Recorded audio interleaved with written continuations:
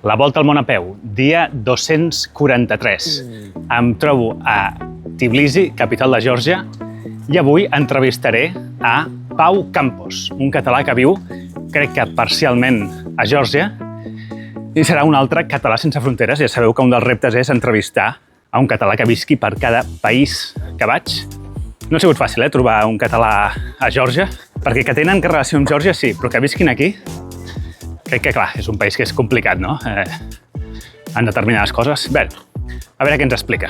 Ara mateix tenim el Pau concentrat amb la selecció georgiana d'handbol, que és la seva feina, i diu que està a punt de baixar. Home, Pau, ja el tenim aquí, té. Saps ficar-te al micròfon? No, no m'he ficat mai un micròfon. Mira, té un imant i te'l poses com l'imant darrere. Ok. Anem a dalt, que estarem bé a la terrassa. Ah, perfecte, molt millor. Molt bé, doncs estem aquí a la terrassa de l'hotel. Vosaltres no ho veieu, però tenim vistes a tota la ciutat. Genial. Pau Campos, vens del Barça. Ja és la tercera persona que entrevisto en aquest viatge que ve d'aquest món, eh? Sí, vinc del món de l'handbol, correcte. Sí, havia treballat al Barça, ara estic actualment treballant a Bordils, al poble on sempre he desenvolupat la meva carrera com a entrenador, i ara estem col·laborant aquí amb la Federació de Geòrgia d'handbol. Ostres, és una potència de l'handbol, Geòrgia? No em sona. No és una potència. Ara, actualment, penseu que és un país molt petit, té 3 milions i mig d'habitants, com tu saps, i el principal esport aquí és el futbol. El futbol, que el seu principal jugador és el Kvaratskhelia, que ara és jugador del PSG, que ha sigut campió d'Europa. El segon esport principal aquí és el bàsquet, que tenim al Barça, precisament, tenim un pivot que és georgià, el Shengelia, és un pivot que és georgià, i el tercer esport estaria a la part entre l'handbol i el rugby. I l'handbol és considerat aquí un esport molt pro-rus. Tu saps la situació? Sí, tu saps la situació que hi ha una mica que Geòrgia vol marcar moltes vegades la seva independència del que seria l'antiga Unió Soviètica, i l'handbol aquí encara es considera com una cosa que veu molt de l'antiga Rússia. En canvi, va entrar molt fort al bàsquet, perquè el bàsquet es veu com un esport molt occidental. NBA, Amèrica, una altra història. I això fa que ara hi hagi més gent pro-bàsquet que no pas pro-handbol. La Federació Georgiana d'handbol està intentant donar-li la volta a això i per això intenta que els seus equips... Perquè tampoc em sona que sigui un esport molt rus, l'handbol, precisament. No, a Rússia, durant els anys 80, Rússia era una potència amb l'handbol. La URSS, 80-90, el CSKA Minsk... De fet, molts jugadors russos van acabar jugant a la Lliga Espanyola i era una potència. Ara, evidentment, tot això s'ha trencat. I com acabes aquí? Perquè, clar... Doncs mira... Et contacten ells? Sí, el director tècnic actual de la Federació Catalana, de la Federació Georgiana, havia jugat a Bordils amb mi com a jugador. Era un jugador aquests que havia donat voltes pel món, georgià, i havia jugat allà com un jugador estranger que jugava a Bordils. Vam compartir vestuari, després vam tenir contacte, un cop ell va marxar vam seguir contacte. Jo vaig estar treballant de director tècnic de la Federació Catalana d'handbol i ell va entrar aquí de director tècnic de la Federació Georgiana i va dir hem de fer alguna cosa junts, hem de provar de fer algun conveni, de sinergies junts i tot. I va arribar la pandèmia. La pandèmia ho va parar tot. Jo vaig sortir de la Federació Catalana d'handbol, vaig tornar a Bordils i quan es va tornar a obrir tot li vaig dir home, hem de fer coses, però no cal que sigui a través de la federació. I va començar un vincle molt xulo, molt xulo. Primer van venir ells a conèixer com treballàvem, els va agradar com treballàvem i van dir home, hi hauria la possibilitat que vinguéssiu vosaltres i ja és el tercer estiu que estem aquí i que tenim activitats conjuntes. O sigui, tu ara mateix estàs entrenant a l'equip absolut femení masculí? Això ha sigut ara. Vaig començar per la base, vaig començar entrenant cadets, després aquests cadets també van ser juvenils i entrenava cadets i juvenils, i ara fa 2 mesos que ens van proposar agafar la selecció absoluta masculina, que és una selecció que els 2 últims europeus ha participat, s'ha classificat per l'europeu, i que és l'objectiu que ens marquen, classificar-nos per l'europeu. Ja no guanyar un partit a dins de l'europeu, que ja és una cosa, seria un plus, però perquè es fa una idea, el primer cop que la selecció d'handbol d'aquí es va classificar per l'europeu, quan van tornar, els va rebre el president del país i els va donar medalla d'or al mèrit esportiu en representació. És molt important per ells col·locar la bandera georgiana a l'esfera internacional. Clar. I llavors estàs aquí quants dies a l'any, per dir així?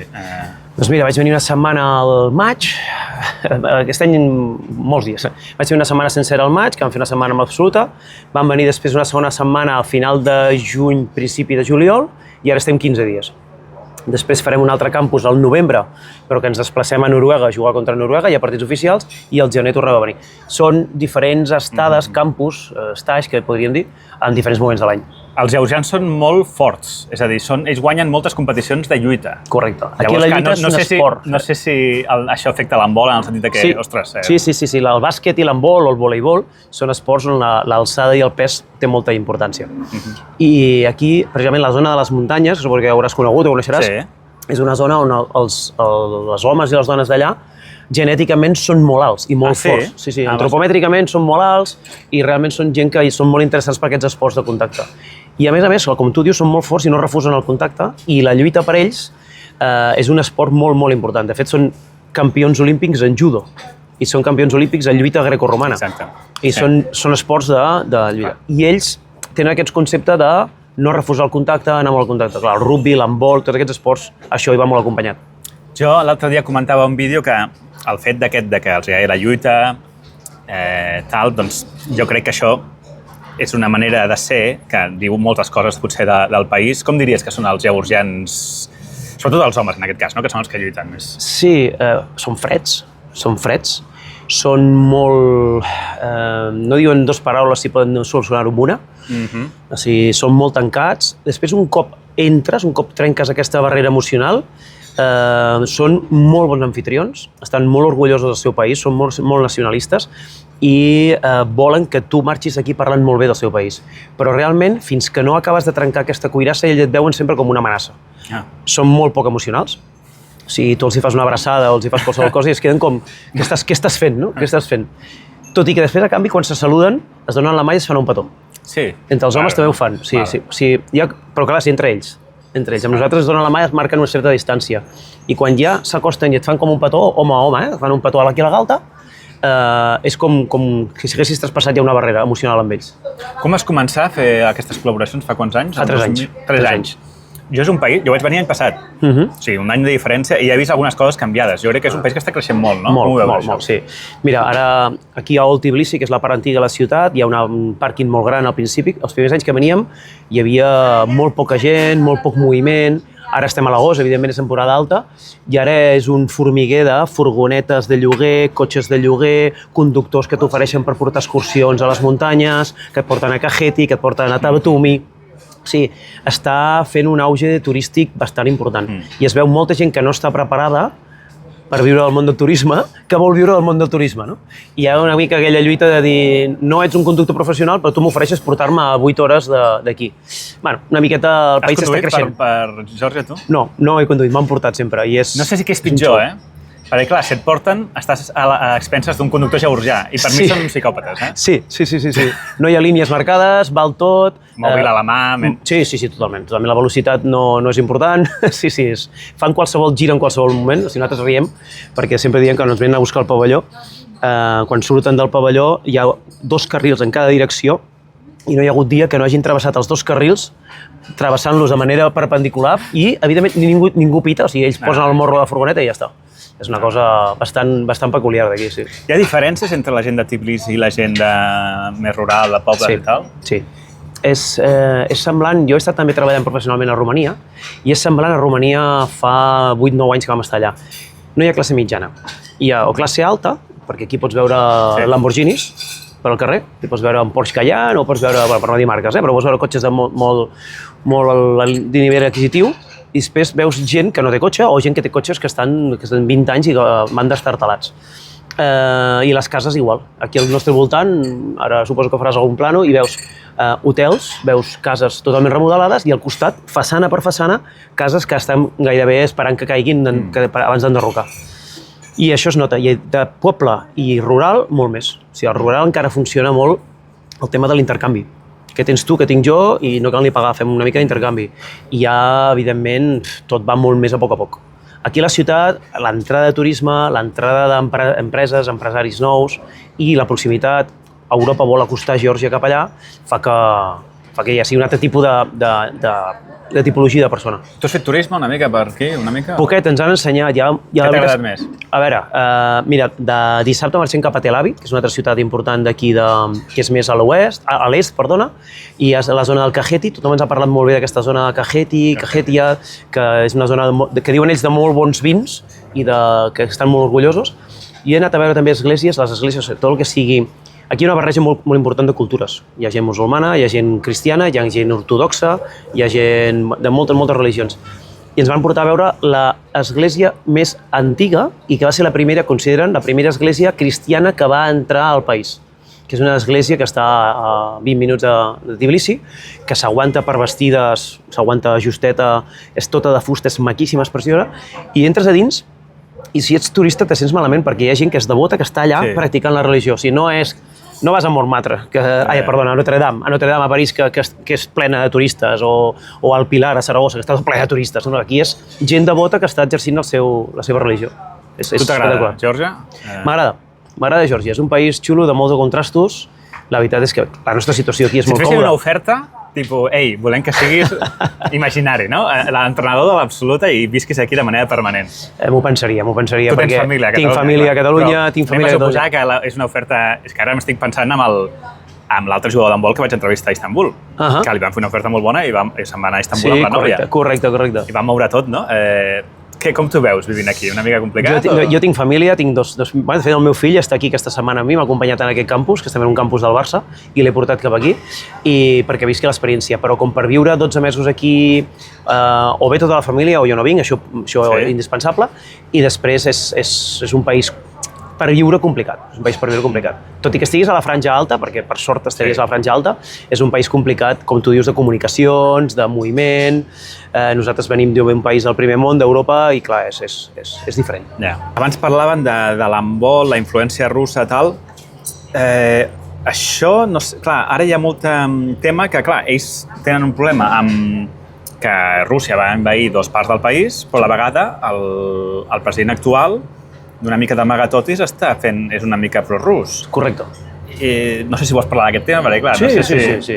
Puc parlar des de la meva ignorància. Estan fent lleis una mica contra la llibertat d'expressió, no pots criticar el govern, aquest tipus de coses. Sí, és una mica de la corda d'aquests països més potser ultradreta, no? O de dretes, on ja es persegueix una miqueta de llibertat d'expressió. I aquí hi ha hagut manifestacions, el primer any que vam arribar hi havia manifestacions al carrer molt freqüents de la part que era proeuropea. Hi havia càrregues policials, però hi havia càrregues policials molt fortes i els manifestants ens anaven preparats per aquestes càrregues policials i ells el que estaven defensant, el que volien era, just abans de les eleccions, que semblava que anava a guanyar aquest president que és més pro-rus que pro-europeu, doncs volien defensar la possibilitat d'entrar a la comunitat europea, que per ells era com una mica la salvació. Si veus pintades pels carrers i hi ha molts llocs que estan banderes europees penjades. Però l'actual president, votat, evidentment votat sobretot per les zones rurals són més prorusses i les grans capitals són més proeuropees, pel que dèiem abans dels contrastos. I sí que és veritat que la comunitat europea va intentar, tots dos, les grans potències, no? Tant Rússia està intentant estirar-los cap a la seva banda com Europa està intentant estirar-los cap a la seva banda. I està en aquell moment de cap a on anem. I a les ciutats es parla molt de que volen anar a Europa, comunitat europea, que entri diner d'Europa aquí, i els pobles prefereixen seguir més fidels a les seves tradicions prorusses. I com tu dius, hi ha una part del país que ells dibuixen al mapa que el georgià no pot entrar. Ells dibuixen la part nord-est del país, que dona al Mar Nord. Ells no poden entrar amb passaport georgià. Tu i jo podem entrar com a turistes, però ells no poden creuar aquella frontera, tot i que ells la dibuixen dintre del seu mapa encara. És curiós. El Google Maps està dibuixat com a Geòrgia, però amb una línia discontínua, com dient. Sí, però no. És una mica el que va passar a Crimea, però aquí ningú va moure un dit per ells. Això també ho diuen, que quan van envair Crimea tota la comunitat europea es va posar a sobre i van intentar enviar armes i lluitar, quan encara estan en guerra, i aquí van envair 2 cops. Va ser com molt ràpid i pim-pam i la gent no li importava tant. Aquí el 2008 no ens recordem, perquè el 2008 va haver una guerra oberta entre Rússia i Geòrgia que van morir molts milers de georgians. Milers, De fet, hi ha un monument en una de les rotondes, un monument als Kiguns amb la guerra, i tothom diu que al final la guerra es va pactar amb despatxos perquè si Rússia hagués volgut conquerir el país probablement en 2 dies ho hagués tingut llest. A la vegada hi ha molts russos, a Tbilisi i a Batumi sobretot. Sí, amb poder adquisitiu molt alt, que estan fugint de Rússia. Fan pujar els preus aquí. Exacte, i fan pujar els preus aquí. Com els expats a Barcelona. Exacte, una mica, sí. I aquí hi ha carrers i barris que són 100% russos. O sigui, a més estan com una mica gueto, Sí, fan els seus bars, fan els seus locals, els seus restaurants, i ells, els georgians, estan preocupats. Fa poc vam fer un sopar oficial d'aquest campus que fem aquí amb el Barça Academy i amb la Federació de Geòrgia, ens van fer un sopar oficial i estàvem sopant envoltat de russos, amb un sopar d'aquests típics en un restaurant georgià on fan balls georgians i sopar típic d'aquí, i ells estaven una mica on dient a lot of Russian around now. No, estava tot ple de russos i no estaven còmodes. Jo l'any passat quan vaig venir vaig veure, em vaig notar, com a mínim, que la majoria de gent era del Madrid, però aquesta vegada he vist moltíssimes més samarretes del Barça. No sé, tu què creus, que són més del Barça o del Madrid aquí? Jo crec que, com tot, com que no tenen res sentiment emocional, va per tendències. El Madrid va encadenar 3 Copes d'Europa i la gent es va muntar carro al guanyador. Però si t'has fixat, per mig de Tbilisi hi ha anuncis de Coca-Cola i la cara visible és Lamine Yamal. Ah, doncs no ho he vist, això. Hi ha un parell anant cap al pavelló, passem per un parell de carreteres, i la cara visible és Lamine Yamal bevent una Coca-Cola. I penses, ostres, potser això, la tendència potser està canviant. I si ara el Barça aconseguís tenir èxits esportius, doncs aquí sortirien generacions que són del Barça. Sí, clar. Però sí que és veritat que els nanos que jo tinc, que són de 16 anys, molts riem perquè són del Madrid. Tema de conversa, clar, el georgià suposo que... No.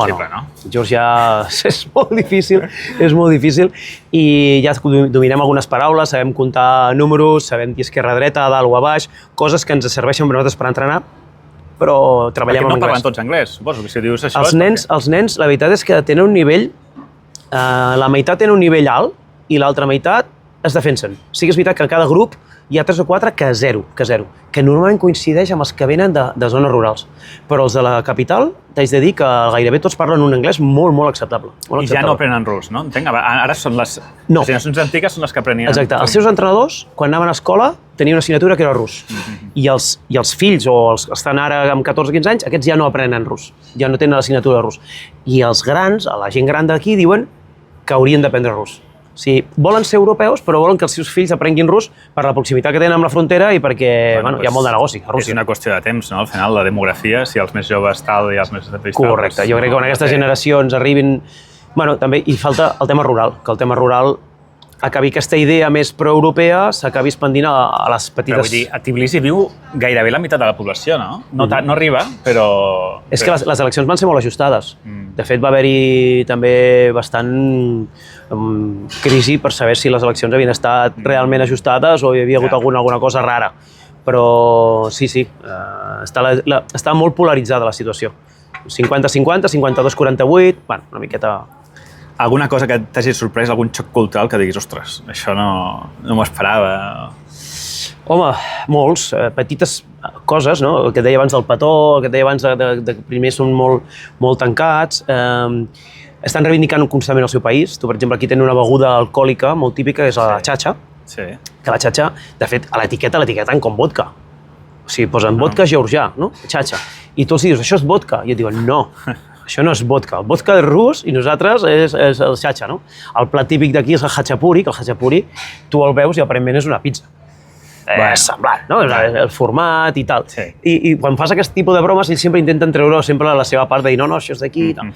I quan tu demostres interès o fas que t'agrada una cosa georgiana, ells s'emocionen. Ells realment, l'altre dia vam anar a veure com ballaven i realment, hòstia, els balls que són típics aquí, que són molt espectaculars perquè són amb salts molt grans, on l'home i la dona interactuen moltíssim, però hi ha molta energia. O sigui, no és un ball molt tranquil, és un ball molt mogut i, clar, és que crida l'atenció. I quan nosaltres estàvem així com admirats pel ball, ells miraven com dient mira, com els agrada, a mi com els agrada. I això és guai, Sí. Bueno, és un país que vol ser reconegut internacionalment i els hi costa. I són molt religiosos? Sí. Sí, Molt. Ortodoxos la majoria. Ortodoxos la majoria, sí. Ortodoxos la majoria, molt religiosos. Mira, tenim una cosa amb això. Nosaltres a l'hora d'entrenar els hi fem treure tot el que sigui, que pugui ser lesiu, rellotges, anells... Cadenes. No hem aconseguit que es treguin la creu. És una creu de fusta amb una corda petita, no és perillós, és veritat, perquè és un fil molt petit, i és una creu que porten de fusta, però no hem aconseguit que se'l treguin. Quan els diem, hòstia, és que això pot enganxar-se algú, se'l fiquen per dins de la samarreta i fan veure que no t'han sentit.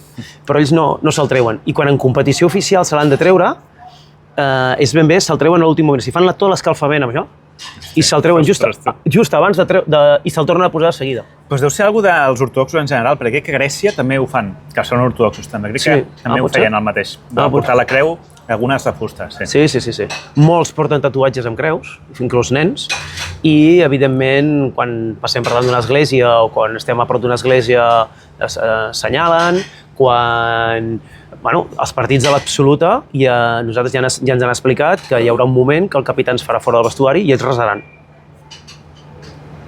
Sí, fan una pregària just abans de començar a jugar. Són molt practicants, són religiosos però molt practicants, sí. Segueixen molt totes les seves normes religioses que els hi marquen. Has conegut algun català que visqués aquí? No, catalans vivint aquí no. De turisme cada cop més, no? Sí, catalans de turisme cada cop més. En 3 anys he notat moltíssim. A més, com que la gent sap que jo estic aquí col·laborant, doncs molta gent te demana informació, on podem anar, coneixes algun hotel, alguna excursió, quines zones ens recomanes. I sí que és veritat que m'està arribant molta més gent que vol venir cap aquí, perquè és un país emergent a nivell turístic i a la gent que li agrada el turisme en llocs poc turístics, aquest és un país per visitar ara. Potser d'aquí 5-6 anys podria no. La teva família, quan t'ha vingut a visitar algun dia? No, aquí hi ha el meu fill, no coincidir, perquè clar, els dies no són bons, i ara l'estiu coincideix amb feina de la nena, que la nena és gran, però està previst. El nen ha vingut per primer cop a aquest viatge. I què li sembla? Bé, que té 14 anys, farà 15, i està, si jo estic una mica com en xoc el primer cop que arribes, doncs ell també, no? El menjar és diferent, tot és diferent, les relacions són diferents i interactuant amb els jugadors és complicat, però és una experiència més. Però juga a l'handbol? Sí, juga a l'handbol i el tinc dins del campus, està entrenant amb els nens del campus. Clar, amb els que parla anglès pot interactuar, però està previst que vingui tota la família i aprofitar per fer una mica de turisme quan vinguin. La família del meu company, en Xevi, sí que va venir l'estiu passat i van estar uns dies aquí compartint amb nosaltres la concentració de l'handbol i una mica de turisme per la ciutat i està previst que la família vingui tan punt sigui possible. Menjar preferit de Geòrgia? Hachapuri. Hachapuri? Jo no m'he enamorat gaire del hachapuri, El hinkali sí. El hinkali, però el hinkali aquí a mi m'afarta el hinkali. El hinkali me'n puc menjar 1, 2, però més ja és allò molt repetitiu. I no ho dic bé, no és el hachapuri, és el hachanuri, el del que té l'ou ferrat al mig. El hachapuri Aragia o Arja? Exacte. El de la zona de Batumi. Exacte, que és una barca. Que és com una barca, que és com una espècie de calzone, no tancat, amb un ou ferrat a dins i mantega, i realment és espectacular. La cervesa que tenen aquí és correcta, també és molt bona, és una cervesa suau, i ells presumeixen molt del vi, però crec que el nostre vi és millor. A mi m'ha agradat el vi georgià. Clar, no he provat gaire, de dir, he begut més cervesa, m'ha agradat, sí. Diuen que ells ho van inventar. Sí, sí. Bueno, sí, clar, això. Ells diuen que abans que els grecs ells ja produïen vi i que tenen vinyes molt bones. És un vi potser amb més graus d'alcohol que el nostre, és més fort. El que tenen el vermell sec que diuen ells és bo, és semblant al que podem tenir nosaltres, però hi ha altres vins que els vins més suaus o els vins blancs a mi personalment no m'agraden. Però el que he provat que més m'agrada és el vermell que diuen ells, el red rye. I sec. I aquest és correcte i amb carn entra bé. I la cuina que tenen, clar, han begut en molts llocs. O sigui, ells parlen del kebab, no? Del seu kebab, que dius, doncs el teu kebab és molt similar al turc. Parlen de com cuinen el porc, perquè aquí sí que mengen porc. Estic aprofitant per menjar porc perquè, clar... D'aquí el que te queda... Sí, fins a la Índia o la Xina no podré tornar a menjar porc. Porta't a la butxaca una mica. Sí, aquí cuinen molt bé el porc, cuinen molt bé el pollastre, tenen bona vedella. La veritat és que cuinen bé i són de menjar, compartir. No és menjar cadascú el seu plat, sinó d'omplir la taula com més coses millor i per ells seria com una ofensa que un cop acabem tips ja no quedi menjar. O sigui, ha de sobrar menjar a la taula, Aquesta cosa antiga, no? Sí, aquesta cosa cultural de que sobri, que no falti. Ells es casen aviat? M'ha donat la sensació? Sí. Tenim entrenadors que no arriben a la trentena, que ja tenen 1, 2 o fins i tot n'hi ha un que té 3 fills. Es casen aviat, tenen fills molt aviat. Tenen fills, però després són un poble, una nació tan petita, amb tantes poques persones. Com s'explica això? Perquè hi ha molta gent que se'n va cap a fora. Doncs això ja sí que se m'escapa. Les oportunitats no són bones, t'has dit que la majoria de gent o és classe alta o baixa. Hi ha molta diàspora, no? Sí, hi ha molta gent que aprofita per estudiar fora o fer la universitat de fora. O sigui, tu tens gent a la selecció que no visqui a Geòrgia? La majoria. Ostres, els jugadors de la selecció... La majoria, selecció absoluta, aquí no poden viure de l'handbol. Estan a la Lliga francesa, a la Lliga alemana, a Polònia, a Romania, en tenim 3 o 4, I després els països bàltics, Macedònia, Sèrbia, Croàcia, que també hi ha molt d'handbol, doncs van allà a jugar a equips que els contracten. I venen aquí? Venen aquí quan fan la concentració. O sigui, com nosaltres, ells arriben, de fet, a vegades coincidim a l'aeroport. Arribem a l'aeroport i amb el vol de París venen dos d'ells. Vull dir que si és aquí, a la que tenen 18-19 anys, la seva possibilitat dins de l'handbol és marxar. De fet, ara tenim tres jugadors georgians que els portarem a la Lliga Espanyola, a 2 o 3 equips, a provar-los, per veure si algun d'aquests equips els convenç i els contracten. O sigui, els hi fem una miqueta també de gent. Genial. M'ha estat trucant ja. Amb aquesta l'hora? Sí, ha penjat. Última pregunta. La selecció femenina, no sé si és molt incipient o... Molt incipient. De fet, selecció femenina absoluta, ara mateix no n'hi ha. Vaja. No en tenen, perquè les últimes noies que estaven jugant, què passa? Tornem al que has dit abans, es casen molt aviat i tenen fills molt aviat. Per tant, aquestes noies que amb 18, 21, 22 anys hi ha molt d'abandonament de l'esport en femení.